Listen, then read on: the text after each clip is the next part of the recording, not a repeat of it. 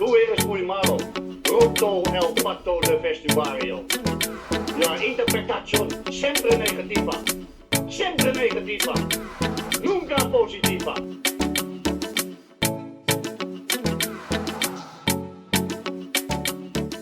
Welcome to Siempre Positivo on a hectic Monday. It's all going on. Barcelona's win over Athletic Club, Tuesday's Champions League game in Newcastle, and election season is really kicking off with Xavi Hernández's explosive interview preceding the first debate between Joan Laporta and Victor Font. I'm Sam Marsden, joined by Toni Joan Martí for now. Tony, how are you? Good morning. Well, good afternoon. Yeah, all fine. Busy weekend as usual. Good weather in Barcelona. Went to a morning running session.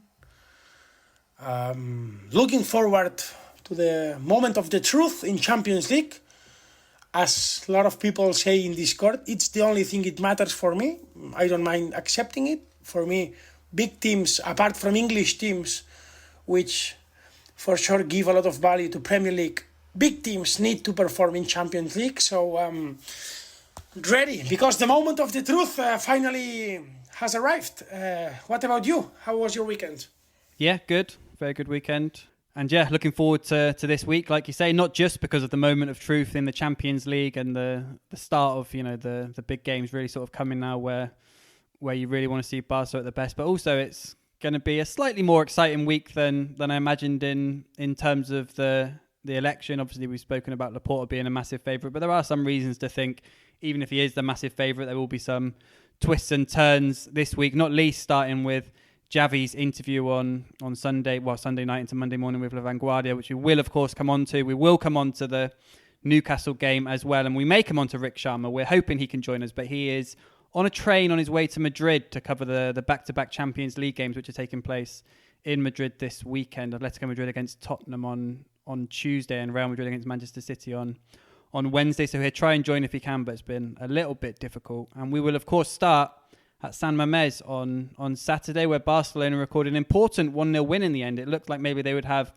a little bit more margin than they did before, with Real Madrid drawing 1-1 with Celta going into the final stages of that match. But Fede Valverde's late deflected equaliser took them within 1 point of Barca and put a little bit of pressure on that trip to San Mamés. But Barca coming out on top, a 1-0 win, Lamine Yamal with the goal, an unremarkable win, and probably just what the doctor ordered ahead of this Champions League game against Newcastle. 45 minutes for Pedri off the bench. He made a big difference in the second half, coming on for Marc Bernal, who'd had some stomach problems during and before the game.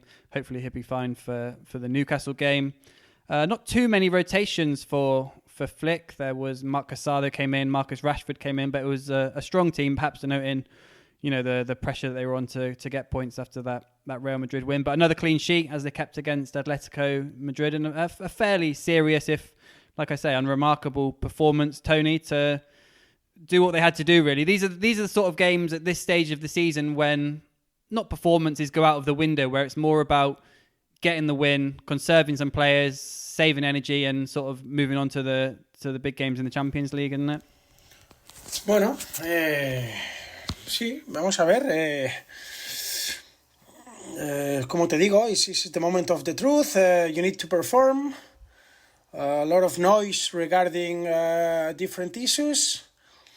Also, I think that this team has always responded, performed when it was big night. So I don't have doubts regarding this. But to be honest, I also think that people is a little bit, and this you can know better than me, even if they are not in great shape, that people is a little bit underrating Newcastle because Barca won already there.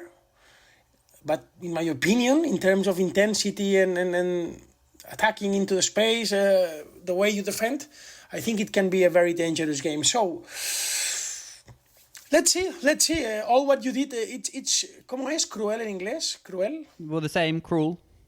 It's cruel, but we all start from zero. Doesn't matter what you did in the group stage. Now it all starts from zero. So let's see what Barca can do. For me, the game is very important because, to be honest, I have doubts. I want to see the real situation of Barca, and after the game of tomorrow, I will have a clearer idea of what Barça can do and cannot do. Because now I have doubts between some weak points, but at the same time, the good mentality and some people that are a little bit fresher than weeks ago. They had a rest. I want to see it tomorrow. Yeah. Well, Toni, I keep trying to get your opinion on the Athletic game. Obviously settled by another Lamine Yamal golazo, and you keep leading me back to Newcastle. Just some quick. What did you make of the Athletic performance? Is there, like I said, it's more looking forward now at this stage of the season. But did you like it? Like I said, I thought it was fairly serious in the circumstances, given the efforts in midweek against Atletico, given the fact that Newcastle's around the corner, given the injuries. No, sí. El golazo, the goal was perfect, and for me, it's like I said, Sam, in the past. For me, Lamine appears less in the games, and you will tell me, how can you tell this when against Atletico he made that amount of dribblings? Yeah, I mean, in average, for me, comparing with last season, he's appearing a little bit less, but when he appears, he does it with more important, like being more decisive, like Messi did when the years went coming through his career. And for me, if I have to choose one version, I prefer one player that appears less, but when appears is more decisive, for sure. Great. That win, for me, it's crucial win. Because when you win games that in the schedule are not supposed to win, and we can all agree with all these changes, it could have perfectly been 0-0. When you win games that you are not supposed to win, this is clearly an extra 2 points. These extra 2 points for me are, I can easily tell you that for me it's top 2 most important wins of the season in LaLiga this season for Barça, for sure, yes. Yeah, and also the clean sheets are encouraging in the last couple of games, because obviously we've been very worried about the defence. Another clean sheet at San Mamés. The clean sheet against Atletico, yes, but the clean sheet against Athletic, they had so many chances, for me, didn't give me really big, good feelings. So the thing with Athletic, and probably similar to this Newcastle game in terms of these big one city clubs, big follow-ins, they kind of, and I don't perhaps agree with it with Athletic so much this season, but it's always tricky for Barca to go to these places. When Barca and Real Madrid go to, historically big clubs like Athletic and Valencia, regardless of their form, they always do lift it a little bit, although Athletic have been probably one of the biggest disappointments in LaLiga this season, although there have been quite a few. And like you say, Newcastle, even though they're languishing a little bit in the Premier League compared to where they would have expected to be, they lost in the FA Cup to Manchester City at the weekend. You give them Barcelona at home in the knockout stages of the Champions League, and they're going to be absolutely sort of flying out the traps. Everything sort of goes out the window, like you say. It starts from zero, so really sort of difficult game for Barca going into that one at St James's Park. Even if Newcastle are perhaps without Bruno Guimaraes and a couple of players as well, Barca also without fullbacks, Frenkie de Jong, etc., balances it out a little bit. But yeah, the fact that the second leg is at Camp Nou should play into Barca's hands. So how do you see the Barca team going into the Newcastle game? I've got one doubt, and it's the doubt which I don't know if you would have the same doubt, or if you think there are a couple of others. There could be a couple of others. What are you thinking for Hansi Flick to put out tomorrow night at Newcastle? What I think on what? On the lineup? Yeah. Do you want to hear mine first, or do you want to go first? Whatever you want. What do you want? Well, I think he goes with the same back five as against Athletic. Joan Garcia, Eric Garcia right back, Kubasi, Gerard Martin, João Cancelo. I think Bernal and Pedri, as long as Bernal's fine. And then I think Yamal and Rafinha, of course. And then I guess it's a question of Firmino or Olmo, and I think he goes Firmino for his energy. And then it's Ferran or Lewandowski. And until now, I've been leaning towards Ferran, but I do have... So that's probably my only doubt, whether he goes Ferran or Lewandowski. I think Ferran, just because of the mask of Lewandowski, which hasn't affected him too much. He's only been out for a week. He's not lost a lot of rhythm, but that's just why I was leaning towards Ferran.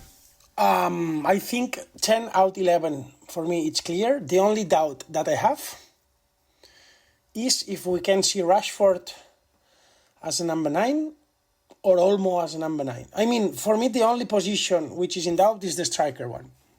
Other 10 position, for me, it's exactly what you said. If I have to split it, I would say 40% chance Ferran,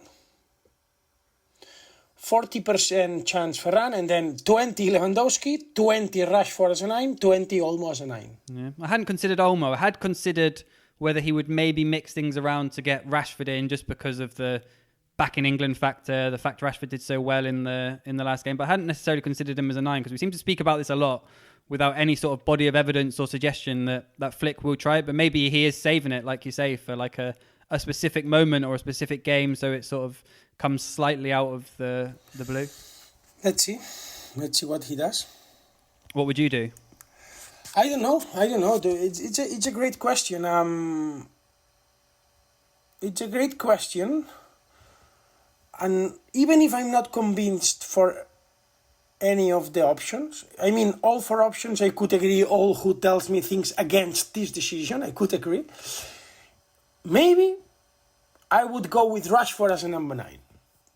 Yeah, I would go with Rashford as a number 9. Yeah, yes. Well, I like it. I think I've been. Yeah, he scored. He already scored in St James's. He already knows Premier League style. He can be great as a number 9, running into the space also like Ferran. No, say, I would try to go with Rashford as a number 9. Yes. Yeah. No, I like it. I've obviously been keen to see it at various stages this season. It's probably good that Rick's not here as we speak about the number 9 role, and at the risk of doing a death on this. But it was a talking point again. Obviously, another game without a goal for Ferran against Athletic, and Ivan San Antonio, our old colleague at Diario Sport, asked Hansi Flick what was going on with him, and it was interesting to see Hansi Flick say he's a little bit lacking in confidence, Ferran, which perhaps could lean into what you say, perhaps not picking him on Tuesday if he thinks he's a little bit short of confidence. And we have perhaps, there was that spell earlier in the season, but perhaps Ferran's best moments have come when he's come off the bench. I guess that's also the thing you have to consider at St James's Park, though. Something you speak about a lot is what weapons you want to keep in the reserve. Who's more dangerous off the bench coming on to influence the game if Barca need a result? Although I guess it's slightly affected by the fact they've still got the second leg to come, so it won't be so urgent, perhaps. Sí, bueno, I think is what he said, Hansi Flick, and what we all see. He is playing without confidence. He's a little bit... Also, normally he compensates this with an extra of energy. He's not showing this amount of energy.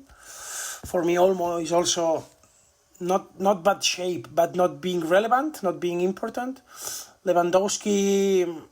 Still, I don't know, he needs to show a little bit more. I still would use his card for final 35 minutes. So, as I see that, as I wrote in the Discord, in the last month,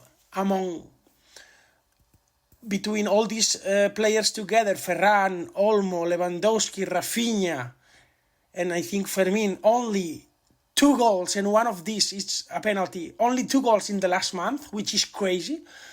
I think you need to shake something, no? And that's why I would go with Rashford. And we all know that Ferran normally has been better coming from the bench.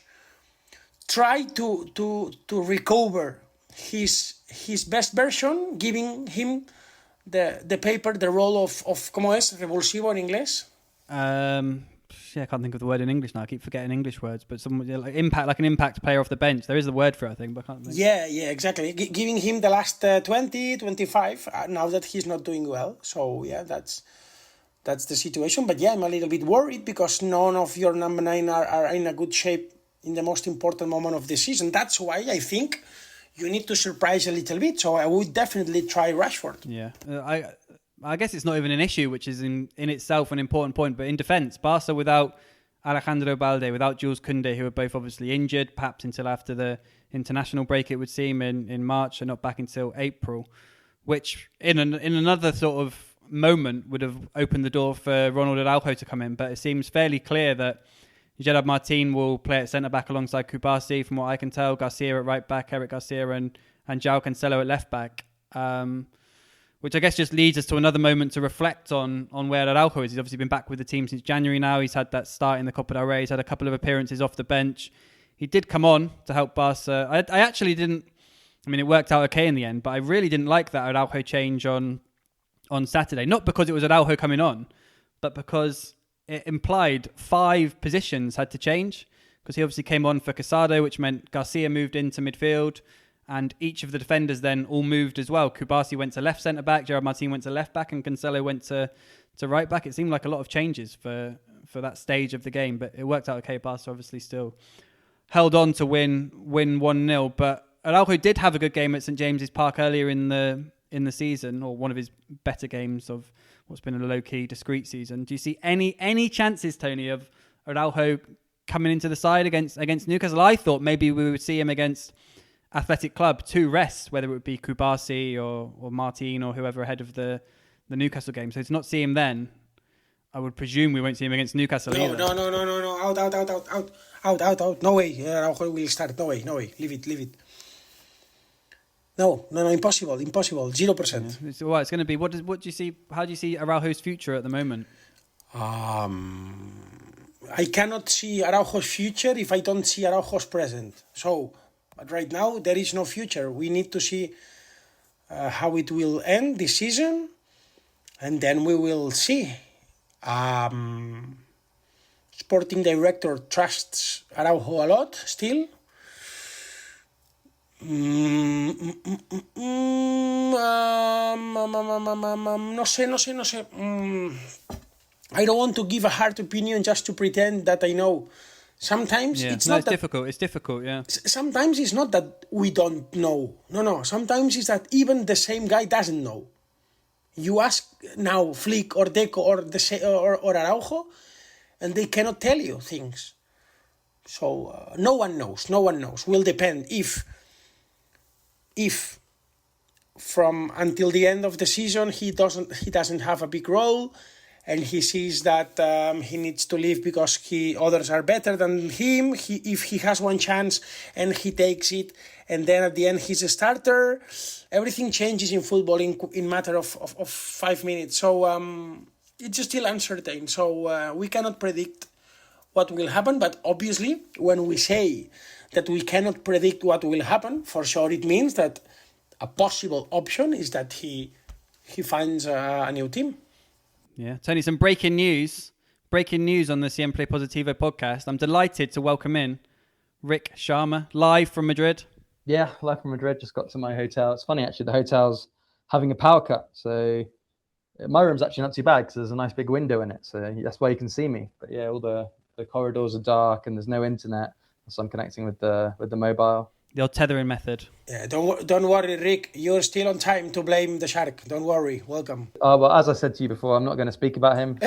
Like Mourinho, Mourinho, new law of Mourinho, Not going to talk about this. Like Hansi Flick when he said he was not going to talk about referees. Okay, let's see. No, the thing is. No. I'm not going to talk about him, but I'm going to tell you why I'm not going to talk about him. I'm going to tell you why I'm not going to talk about him, because no matter what I say, you don't listen, you don't change your mind, there's only so much that you can do. You can take a horse to water, but you can take a shark to water. No, you don't make it drink. You're both entrenched in your positions, and we'll pick it up at the end of the season. We don't need the weekly sort of analysis. I don't think unless there's any sort of massive changes before then. We'll leave it for now. Rick, just before we move on, because me and Tony have been through Athletic and Newcastle, what did you make of? Well, I won't even give you a leading question because it could give you a clue, and I don't want you to copy mine and Tony's opinion. So your thoughts on Barcelona's win at Athletic? My thoughts on Barcelona's win at Athletic, it's a win that got the job done in between two kind of more important feeling games, with obviously the second leg of the Copa and then the big game against Newcastle in the Champions League. I think that Flick rotated quite a lot of his team. I would have gone even further. I would have played Rooney Bartaggi and Ronaldo Araujo. You think he rotated a lot? I mean, he took 3 important players out. I would have, like I said, I would have put Araujo and Rooney in, and maybe even taken Bernal out of the lineup as well. So I would have gone further, but he undoubtedly rotated. I mean, if you take Pedri out, you're taking away 30-40% of the team just with one player. Yeah. He had to take Pedri out, though. He had to take Pedri out. I guess Rafinha was one he didn't have to do, but Rafinha was an easy one to do because Rashford was ready-made to come in. Hardly played in the last month. I added it up. He played 43 minutes in the last month. Which was why he had to come in. Why he had to come in. He missed those 2 games with with the injury, and then there's been sub appearances, etc. That's why he had to play this game, because he's going to be needed at some point in the coming weeks. Yeah. So anyway, with the rotations, I think Barca's performance, obviously it wasn't a good performance in itself, but it was just what they needed to get the job done. Yeah, very similar. It's sort of seriousness enough and no fuss to, especially after that late Madrid win, became sort of more important. If Madrid hadn't got that late win, you'd had a little bit more of a cushion, perhaps. But the one thing I will say is I wasn't particularly impressed with any of apart from Lamine with his goal, any of the attackers or even the midfield apart from Bernal. Yeah. And thoughts on the Newcastle game as a Barclays man? How do you see it, and how do you see the Barca team? Me and Tony think there's just one position where we can't quite decide how it will fall. How do I see the Newcastle game? Barca are definitely favourites. I think it could still be a testing game in the sense of having players you can get in behind, like Anthony Gordon. Obviously, he's been in quite good form in the Champions League. But I do expect Barca to go there and win, especially after playing the game they did against Athletic, resting Pedri for half the game and so on, and coming out of it unscathed without any problems. I do expect Barca to go ploughing into this game and do well, yeah. Yeah, it's going to be interesting. This have obviously been poorer in first halves in a lot of games, and having been at St James's Park for the group stage game, there are a few games I've been to where it's just the crowd really are the 12th men in those first 10 minutes. I think at that first game, I know Barca, they did well. They won that game 2-1, of course, one of their perhaps better performances, certainly a good performance from Pedri, etc. But if you'd have been outside the stadium in the first 5-10 minutes, the things that they were sort of cheering and the sound, you'd have probably thought it was 3-0 up to Newcastle after 10 minutes. And what would actually happened was Dan Burn had clattered into a challenge. I think someone else had won a throw-in or something, and like Newcastle hadn't been out of their half or whatever. And it's going to have to be a composed start from Barca. I'm sure they'll be up for it. I'm sure they'll be knowing what's coming, having played there early in the season, having played big Champions League games last season. So despite the pattern of form in first halves, I think they can manage that. But it's going to be interesting the first 10 minutes. Rick, who's your number 9 for that game? Because that's the only doubt me and Tony had. Who would be the number 9? Well, seeing as Flick didn't try anything different in the last few weeks, has to be one of the two actual number 9s, I suppose, at the club, Lewandowski or Ferran. Look, for me, it's Lewandowski. That's I don't know. I'm certainly not been high on Lewandowski. Yeah, of course. If you are not allowed to talk to Ferran, you need to choose Lewandowski. Otherwise, you would be speaking of Ferran. Yes. No. I'm also not saying either that I'm not going to speak about Ferran. I'm saying I'm not going to debate about him or argue about him. Yeah, because you never change. You never change your opinion, even if you think it's the other who doesn't change. How could my opinion change when in? Oh no, this is getting into the debate. This is getting into the debate. Rick, Tony suggested Olmo as a false 9. We briefly saw it for a few minutes against Atletico Madrid or Rashford. I mean, we've spoken about the Rashford thing 1,000 times, but like me and Tony discussed, perhaps at some point Flick is saving it for, I don't know if last resort is quite fair, but a surprise at some point, or, if he really does come to the end of his tether in terms of thinking Varane and Lewandowski just aren't quite delivering at the moment. Should have been against Athletic, Rashford number 9 and Rooney Bartaggi on the left. That should have been the lineup for me. And then you try it out and you see. ¿Cómo? Rooney Bartaggi and not Rafinha? Oh no, against Athletic. Vale. To try Rashford as the 9. Yeah. That's what I would have done. And then I'd be able to know whether I'd start him again against Newcastle. But no, look, for me, I would go Lewandowski on Tuesday. I'd love to see Rick come out here and make the argument for Rooney Bartaggi on the left at St James's Park. I would not do that, no. Believe me, I don't understand anything. Let's change tack then, because it's a big week in Barcelona. On Sunday, the new president, or the old president again, will be voted in. It's Joan Laporta against Victor Font, and it's kicked off on Monday, or as I mentioned before, Sunday night really, with La Vanguardia releasing that interview with Xavi Hernández, who supported Victor Font last time, who has signed for Victor Font's campaign this time, and he's gone one step further now, coming out sort of basically an interview which is designed to sort of discredit Joan Laporta. So I guess you have to have that in mind when I say what he said in the interview, but very strong against Laporta, who he classified as a liar several times. He referred to him as being a puppet for his ex-brother-in-law, Alejandro Echevarría, who he says is sort of really in charge of the club and was the man who sacked him. He accused him of lying over things related to Xavi's departure. and he accused him of lying relating to the 2023 move to bring Lionel Messi back to the club. He said it had all been agreed. Xavi claimed that, even LaLiga were prepared to give it the green light. Messi wanted to come back. He saw it perfectly from a sporting point of view, but he said that Joan Laporta was the man to stop the deal, saying that he didn't want a war with Lionel Messi and that Lionel Messi would be that there would effectively be a power struggle between the two men because Messi wouldn't be able to cope with or manage the power sort of Laporta, the president at the time. Tony, how do you see this from a soci point of view and the election point of view? I mean, we spoke obviously on the election episode on Patreon about events which could happen to rock what we expect to be a comfortable Laporta win. Is this something that could change that could change votes? If you're watching this, you think people will think what Xavi said, yeah, he has reason, perhaps we're switched from Laporta to Font, or perhaps undecided voters will now think we go to Font, or do you just think it's more sort of headlines which won't change too much? No, well, for me, for sure it's interesting to have these debates, even if it's a little bit of circus, because at the end they are all lying and Laporta, I mean, it's not about words. Well, yes, I know it's about words because people want words in this life instead of facts.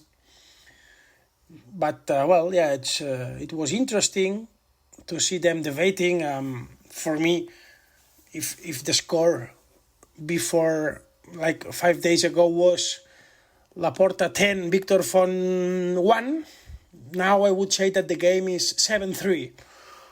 Do I still think do I think Laporta is in danger? Not at all. But maybe if 5 days ago it was going to be 10-1, maybe now it will be 10-4 or 10-5. Because of what Xavi said, because of Messi's camp leaking that what Xavi says is the truth, despite of some people now saying that Xavi is lying, some Laporta friends like Jaume Reuras, former director of MediaPro. And this is the situation for me on the debate. I saw a good version of Victor Font trying to attack, but also I think that to destroy Laporta right now is very complicated because he doesn't need nothing else than talking about flick.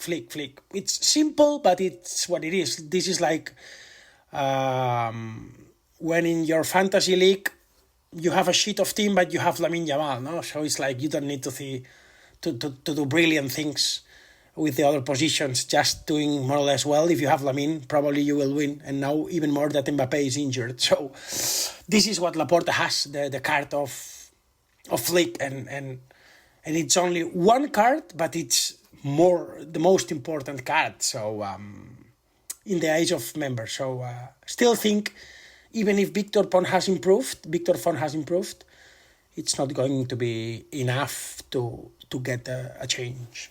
Yeah, Tony, of course, referring to there on Monday morning, there was the first debate between Font and Laporta on Raku. They'll have another debate later in the week on Thursday night when they spoke about, the Xavi comments, other issues to do with the club, etc. Tony, just finally on that, before I get Rick's opinion on the whole Xavi situation, etc.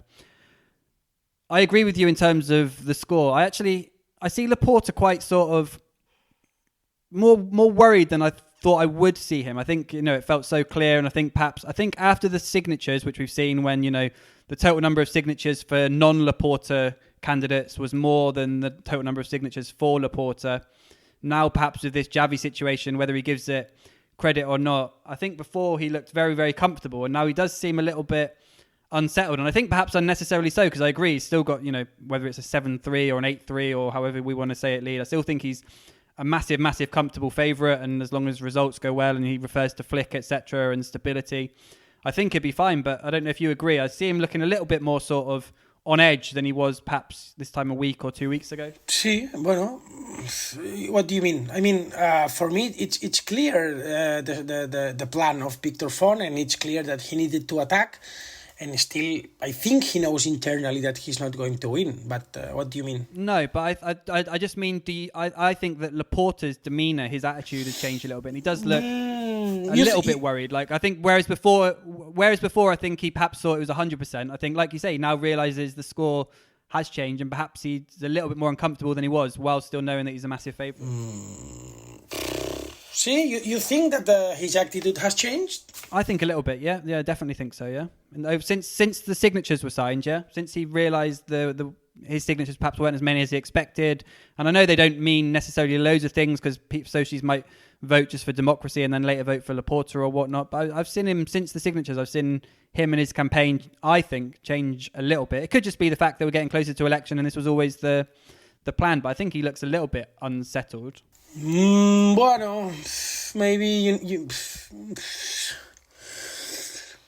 pues sí, I wouldn't say he's nervous or uncomfortable. Yeah, maybe at some point he wanted to take it seriously to avoid a surprise, but no, I think he knows that he has, as I said, also Hansi Flick saying that he's happy with Laporta. This is the real Joker. So I don't agree. That some people interested on selling this storytelling that they're worried, they're not as happy as they thought they would be, they feel they are in danger, take care, maybe there is a surprise. I think that he knows he will win, to be honest. Rick, what were your thoughts on the Xavi comments or the Xavi interview? Not overly surprised that Xavi feels this way, that Xavi has, I wouldn't say attacked Laporta, but obviously the gist of his timing with this is to try and hurt him. And in terms of Messi, I mean, like I said to you this morning, it hasn't moved the needle a lot for me because of the fact we already knew, now Xavi's saying it, but we knew that Laporta didn't want Messi to be at the club anymore. I don't think anyone buys that Laporta wanted Messi to stay at Barca, either in 2021 or to come back in 2023. I don't think he did want that. And it is interesting that Xavi's come out and said it directly, but Laporta told me word for word that if Leo came back, he was going to wage a war against him and he couldn't allow it. It's a nice quote. It's an interesting quote.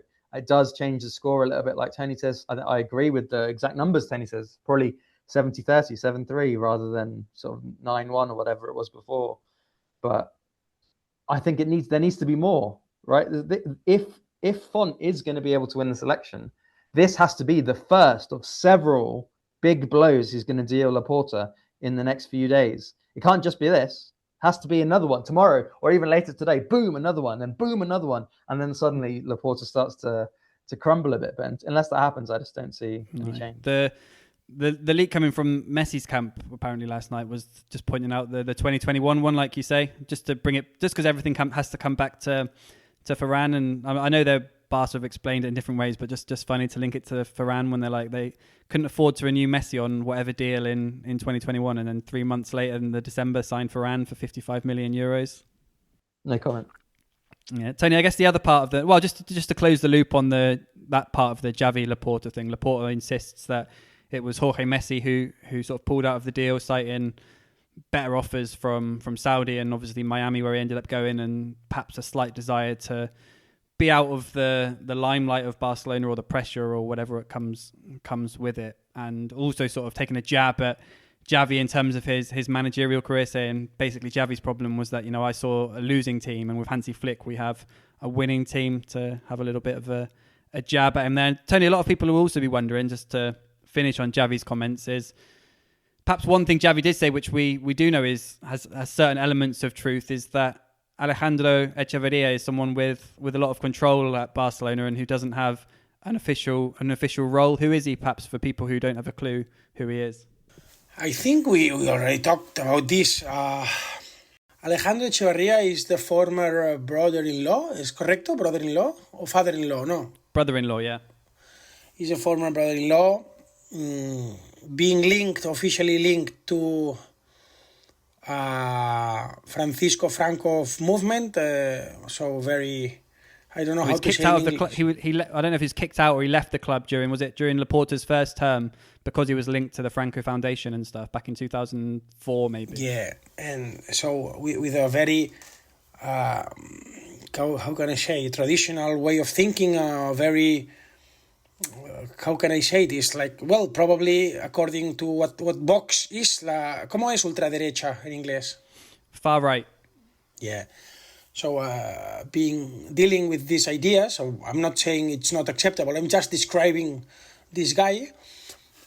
with a lot of power, with a lot of extra sportive contacts, like with police, with political charges, people, it's kind of in the shadows doing movements, never appearing, but is the one who has big influence in Laporta, the one who is putting a lot of people behind, it's like the architect in the shadow, no? And this is the case. It's funny because he appears everywhere, but he has not an official charge, and this is the unofficial position. This is strange, no? And well, this is Alejandro Echevarría, a guy of 70 years old. As I said, with a lot of power and influence in different parts. At the end, is kind of someone who can how can I tell you, he can get things quicker than you and me would get. I need a passport, or the father of Lamine Yamal needs a passport because he lost it. This guy can get a new passport done in a few hours. If you don't have a space on a restaurant, he could get a table for 4 in the last minute for you. Okay, these kind of things. Now I see why Laporta likes him so much. Yeah, exactly. Yeah, I think you get my point, and you get what are we talking about regarding this guy. Yeah, I think he's still one of the... I think they've restricted access to the first team players at Barcelona, and it all kind of has to go through him, and he has the sort of the direct relationship sometimes with the players, and that's something Xavi touched on as well, saying that during those last months of Xavi's claiming that Echevarría was sort of briefing players against him. He said he went to, I'm sure he said Pedri as well, but Rafinha, Sergio Roberto, players like this, and told them that, look, Xavi doesn't want you, he wants to overhaul the squad, etc. And Xavi said that Sergio Roberto came to him and said, look, this is what Alejandro's been saying to us. Is this true? And Xavi insists it wasn't true. He says there was only one player he wanted to get rid of, and he would have told him if he had the chance, but he says he didn't get the chance. He wouldn't name the player, but I'm fairly sure it was Lewandowski, yeah? So yeah, that's what we're dealing with. Anyway, it's going to be a roller coaster of a week. I'm sure we'll see if, like Rick says, if Victor Font has any more punches to come in this week, or if Laporta will tread on his own feet, and how the election develops. But of course, all eyes on St James's Park first on Tuesday night, the first leg of Barcelona's round of 16 tie against Newcastle United. We'll be back on Wednesday after that game on Patreon to dissect how Barcelona are faring in the Champions League ahead of that second leg the following Wednesday at Spotify Camp Nou, and the Q&A also due later this week, also on Patreon. In the meantime, stay positive.